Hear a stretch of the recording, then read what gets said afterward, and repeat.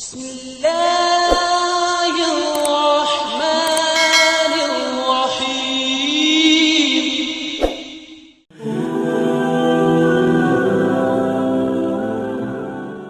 Sahabat beriman yang dirahmati Allah, tahukah Anda bahwa tidak semua bacaan boleh kita ucapkan dalam solat?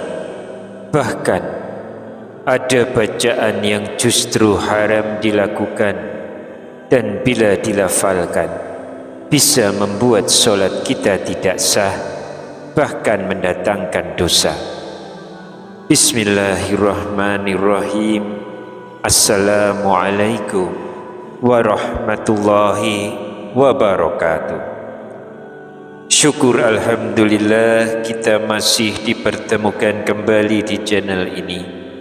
Salawat dan salam selalu dan tetap tercurahkan kepada junjungan kita Nabi besar Muhammad sallallahu alaihi wasallam. Allahumma sholli ala sayyidina Muhammad wa ala ali sayyidina Muhammad. Harapan dan doa saya, semoga sahabat-sahabatku semua senantiasa dikaruniai kesehatan, dilapangkan rezekinya yang halal dan berkah, diampuni segala dosa-dosanya, dipanjangkan umurnya dalam ketaatan, dan semoga kita semua tetap istiqomah di atas iman dan Islam hingga akhir hayat. Mari luangkan waktu sejenak untuk menuliskan sholawat di kolom komentar. InsyaAllah itu menjadi tanda cinta kita kepada Rasulullah sallallahu alaihi wasallam. Semoga dengan sholawat tersebut kita semua kelak beroleh syafaat beliau di yaumil akhir. Amin ya rabbal alamin.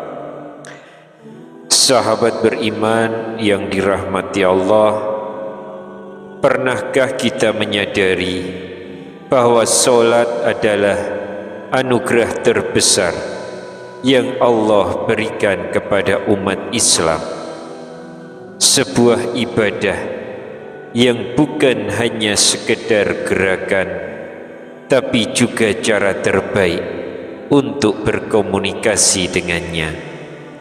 Bayangkan, di saat kita berdiri dalam solat, sejatinya kita sedang berdiri di hadapan Sang Pencipta. Tidak ada ibadah serupa dalam agama lain, baik dari segi gerakan maupun bacaannya. Inilah yang menjadi pembeda utama kita sebagai umat Islam. Namun ada satu hal penting yang sering terlewat. Apakah kita benar-benar memahami arti bacaan solat yang kita lantunkan setiap hari?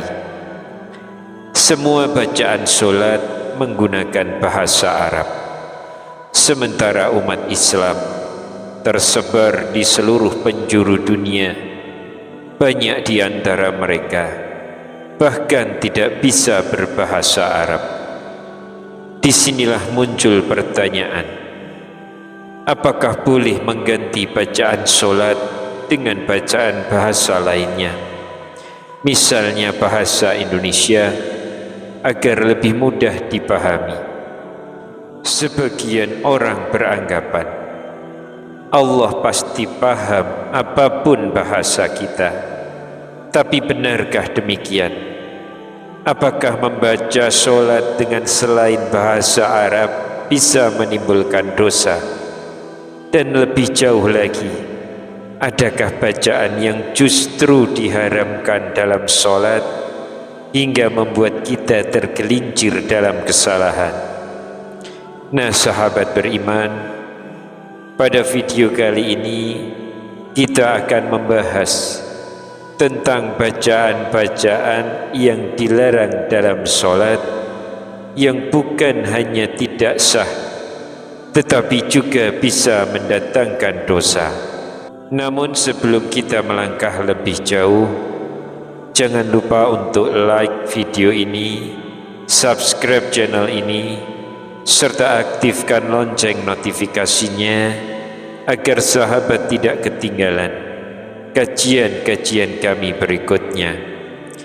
Jangan ragu untuk menuliskan doa dan hajat sahabat di kolom komentar.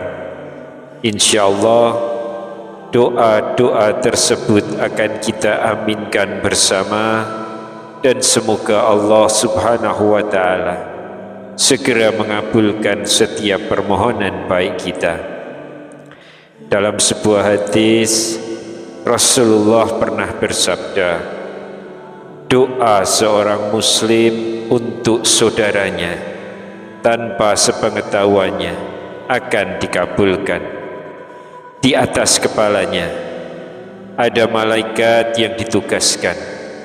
Setiap kali ia mendoakan kebaikan untuk saudaranya, malaikat tersebut berkata, amin, dan engkau pun mendapatkan yang semisalnya. Hadis riwayat Muslim. Maka mari kita saling mendoakan, semoga Allah mudahkan segala urusan kita di dunia maupun di akhirat. Amin ya rabbal alamin. Sahabat beriman yang dirahmati Allah, ketika kita berdiri dalam sholat, ada bacaan yang wajib dilantunkan, yaitu Al-Fatihah di setiap rakaat. Setelah itu biasanya kita menambahkan bacaan surat-surat pendek pada 2 rakaat pertama sebagai penyempurna ibadah. Namun mungkin muncul pertanyaan dalam hati, bolehkah kita menambahkan doa-doa pribadi dalam sholat? Doa yang sifatnya duniawi, seperti memohon dilapangkan rezeki, dipertemukan dengan jodoh, atau dianugerahi keturunan.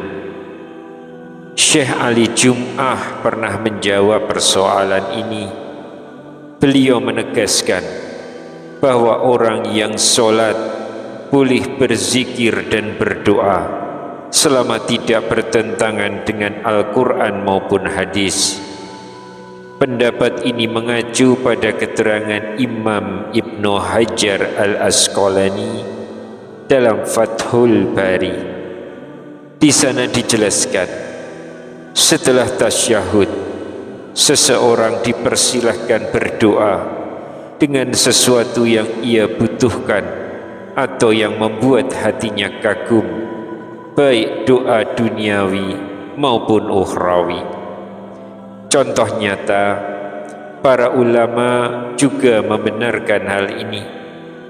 Imam Al-Baji dalam Al-Muntaqa Syarah Al-Muwatta menukil dari Imam Malik bahwa tidak masalah berdoa dalam sholat, baik doa akhirat maupun duniawi, baik doa dari Al-Quran maupun doa karangan sendiri.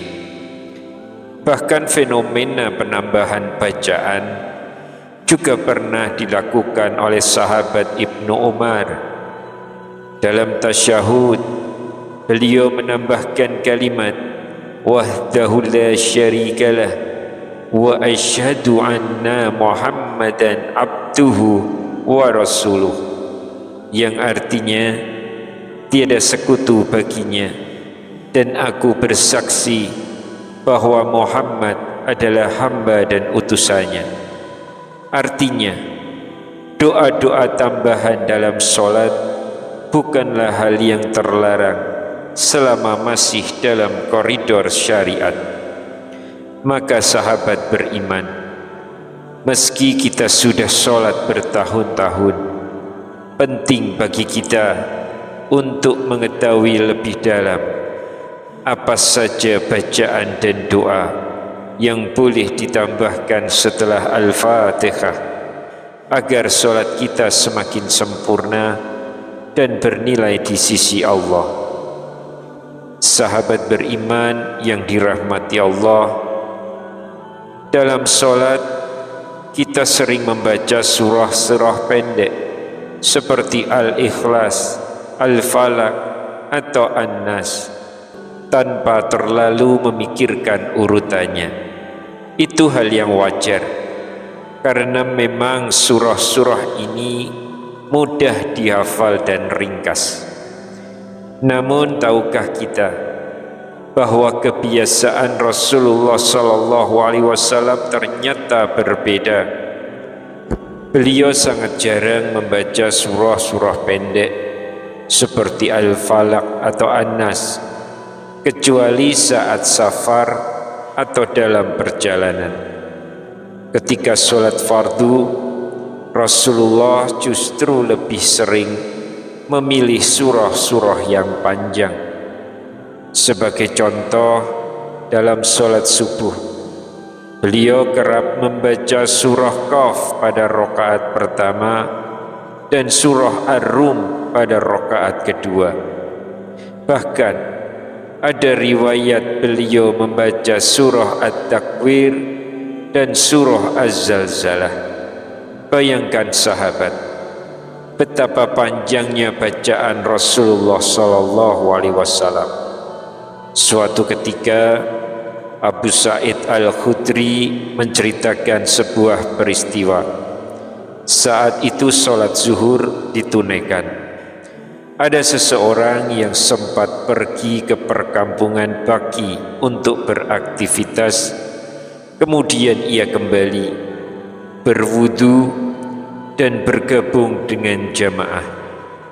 Saat ia masuk, Rasulullah SAW yang menjadi imam ternyata masih berada di rakaat pertama. Begitu panjang bacaan yang beliau lantunkan. Hadis riwayat Muslim. Selain itu, Rasulullah SAW juga biasa membaca surah secara berurutan. Imam Nawawi dalam kitabnya At-Tibyan menegaskan bahwa susunan Al-Quran bukan sekedar urutan tanpa makna.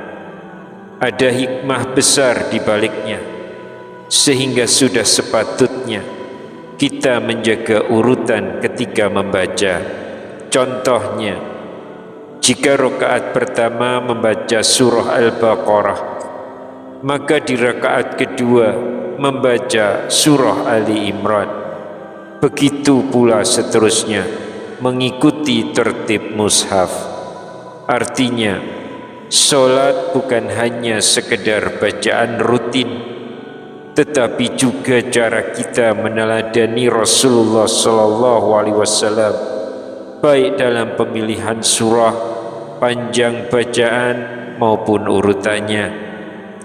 Sahabat beriman yang dirahmati Allah, membaca Al-Quran dalam sholat memang sebaiknya mengikuti urutan mushaf. Namun ada pengecualian pada sholat-sholat tertentu, di mana Rasulullah SAW justru menganjurkan surah khusus untuk dibaca. Misalnya pada sholat subuh hari Jumat, beliau membaca surah As-Sajdah pada rakaat pertama dan surah Al-Insan pada rakaat kedua. Dalil ini sahih, diriwayatkan dalam Sahih Bukhari dan Sahih Muslim. Berbeda halnya ketika kita sedang mengajarkan anak-anak mengurutkan hafalan dari surah An-Nas sampai Ad-Duha, diperbolehkan agar lebih mudah mereka pahami. Ini bukan bagian dari aturan sholat, tapi strategi dalam pendidikan Al-Quran, dan para ulama membolehkannya. Dalam sholat berjamaah, imam akan membaca Al-Fatihah, lalu menambahkan surah-surah lain sesuai pilihannya. Tugas makmum adalah mendengarkan dengan khusyuk. Namun sering muncul pertanyaan, bagaimana kalau kita sendiri belum hafal surah yang dibaca imam? Jawabannya, makmum tidak perlu ikut membaca surah itu, cukup mendengarkan saja setelah membaca Al-Fatihah. Dalil tentang kewajiban makmum diam ketika imam membaca ada dalam hadis sahih. Apabila Al-Quran dibacakan, maka dengarkanlah dan diamlah agar kalian dirahmati. Quran Surat Al-A'raf ayat 204, dan juga ditegaskan dalam hadis riwayat Muslim. Ada satu riwayat menarik mengenai surah At-Tin.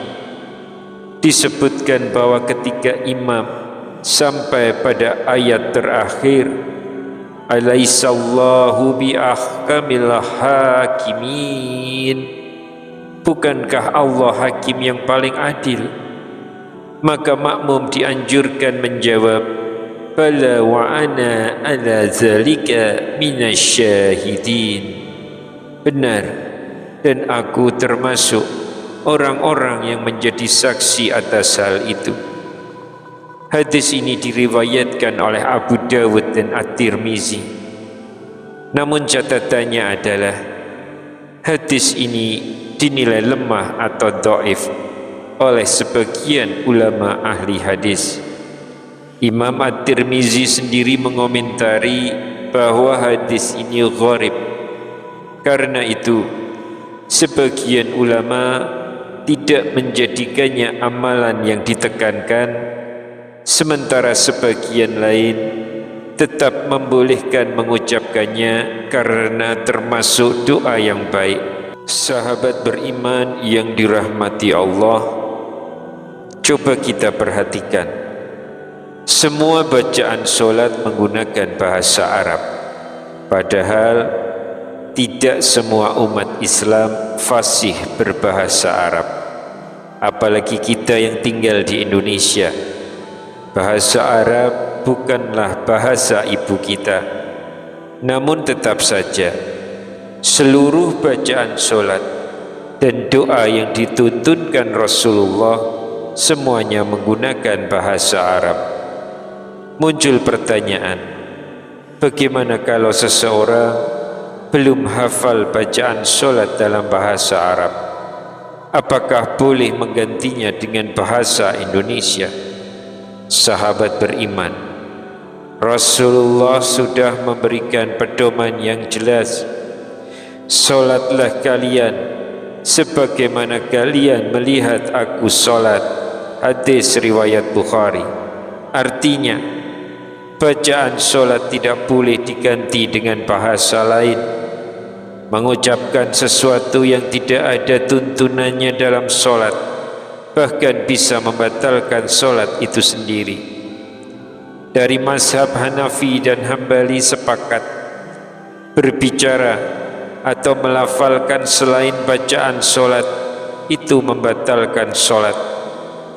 Sedangkan mazhab Syafi'i dan Maliki, jika seseorang berbicara karena lupa dan ucapannya sedikit, maka solatnya tidak batal.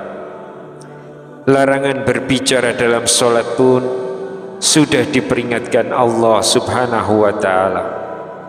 Berdirilah karena Allah dalam solat dengan khusyuk. Quran Surat Al-Baqarah ayat 238. Ada juga riwayat yang menyebut pada masa awal Islam, sebagian sahabat masih berbicara ketika sholat. Lalu turunlah ayat ini sebagai teguran. Hadis-hadis tentang hal ini diriwayatkan oleh Bukhari dan Muslim dan sahih. Adapun soal orang yang belum bisa membaca Al-Fatihah, Rasulullah SAW memberikan solusi. Dalam Sunan Abu Dawud disebutkan, beliau bersabda, jika tidak mampu membaca Al-Fatihah, maka hendaklah membaca tasbih, tahmid, dan takbir.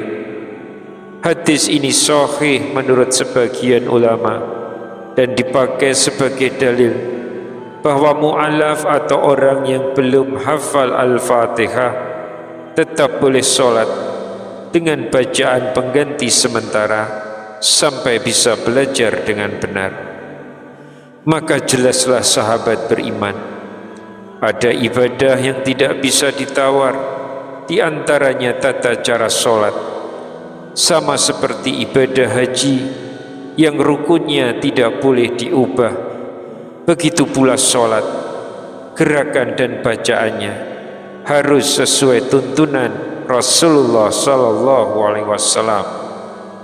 Tidak ada tawar-menawar dalam hal bacaan sholat. Mengganti dengan bahasa selain Arab bukan hanya tidak sah, tapi juga bisa berdosa bila dilakukan dengan sengaja. Sahabat beriman yang dirahmati Allah, itulah bacaan yang diharamkan dalam sholat, yakni bacaan yang menyimpang dari tuntunan Nabi Sallallahu Alaihi Wasallam yang justru mendatangkan dosa. Semoga kita semua semakin hati-hati dalam menjaga sholat, dan semoga Allah menerima amal ibadah kita. Wallahu a'lam bishawab. Wassalamualaikum warahmatullahi wabarakatuh.